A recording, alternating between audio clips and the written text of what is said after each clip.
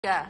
Bismillahirrahmanirrahim. Assalamualaikum warahmatullahi wabarakatuh. Waalaikumsalam warahmatullahi wabarakatuh. Di sini kita akan menjelaskan tentang konsep penilaian sebuah berharga dan manajemen investasi. Sebelum itu, nama saya Muhammad Fahri Hidayat dengan kira 134. Saya Dubai Labang, tim akhir sambil kedua.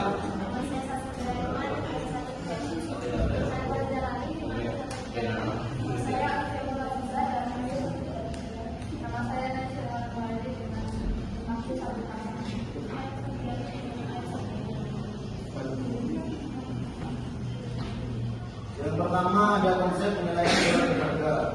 Surat berharga adalah dokumen yang diterbitkan oleh pihak tertentu untuk memenuhi kewajiban membayar uang.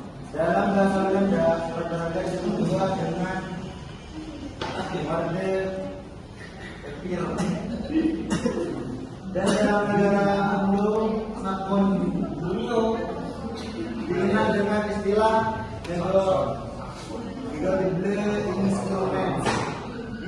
Ciri-ciri surat berharga. Yang pertama, membuat nama, jabatan, dan identitas yang jelas. Yang kedua, berbentuk dokumen tertulis. Yang ketiga, bersih perintah atau janji pembayaran. Yang keempat, terdapat tanggal jatuh tempo atau tanggal waktu pembayaran sesuai dengan skema yang ditentukan. Dan yang terakhir, memiliki tanda tangan dari pihak yang ditempatkan di atas materi sesuai regulasi yang berlaku. Berikutnya ada fungsi surat berharga. Yang pertama, pembawa hak. Fungsi pertama dari surat berharga adalah dapat berperan sebagai pembawa hak. Ini artinya seseorang bisa dengan yakin mengatakan bahwa mereka adalah pemegang sah dari surat berharga tersebut. Yang kedua adalah sebagai alat pembayaran. Surat berharga memiliki peran yang setara dengan uang, sehingga mempermudah pelaku bisnis dalam melakukan pembayaran dalam transaksi perdagangan tertentu. Ini dapat memberikan kenyamanan kepada pengusaha karena mereka perlu membawa sebuah dokumen. Yang ketiga ada surat bukti hak tagih. Pemegang surat berharga memiliki hak untuk menerima jumlah uang yang tertera dalam surat. Bahkan jika namanya tidak sesuai dengan yang ada di dokumen, hal tersebut bisa terjadi karena surat berharga bisa dialihkan dari pemegang asli kepada pihak lain yang disebut juga sebagai legitimasi formil. Selanjutnya yaitu fungsi surat berharga. Satu, surat utang. Surat utang adalah dokumen melakukan utang yang menjadi pembayaran bunga yang seharusnya oleh negara atau perusahaan. Selanjutnya, resiko. Yang kedua adalah dokumen yang memungkinkan nasabah menggunakan mengirimkan pembayaran mereka ke dunia tergantung dalam surat berharga tersebut. Yang ketiga, resiko. Resiko adalah surat berharga yang secara umum akan register tanggal dan ditandatangani oleh penerbit. Selanjutnya, surat tanggung salah satu juga dikenal sebagai promesi dan promisori adalah dokumen berharga yang menunjukkan kesediaan dari penerbit untuk membayar sejumlah uang. Selanjutnya adalah surat berharga yang dikeluarkan oleh bank yang memungkinkan nasabah untuk menginstruksikan mengalihkan uang dari rekening mereka. Terakhir, surat saham. Surat saham ini adalah sebuah bagian dari kepemilikan dalam perusahaan yang mengelola saham tersebut. Selanjutnya, prioritas surat berharga. Seperti itu? Surat berharga pada prinsipnya sama dengan instrumen pembiayaan.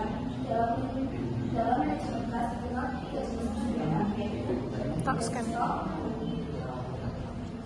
kemudian service stock dan administration stock. Kemudian definisi investasi.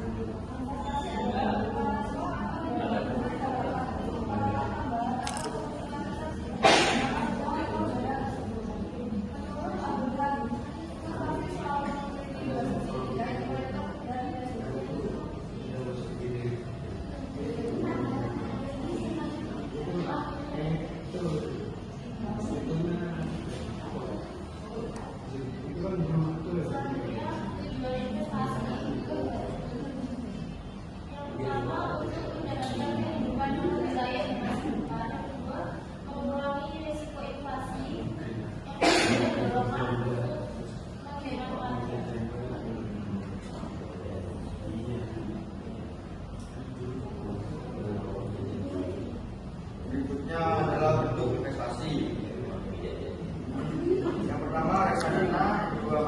investasi, yang ketiga properti, yang keempat barang-barang koleksi, yang kelima saham, yang keenam emas, yang ketujuh tabungan bank, kedelapan obligasi, dan yang terakhir deposito di bank.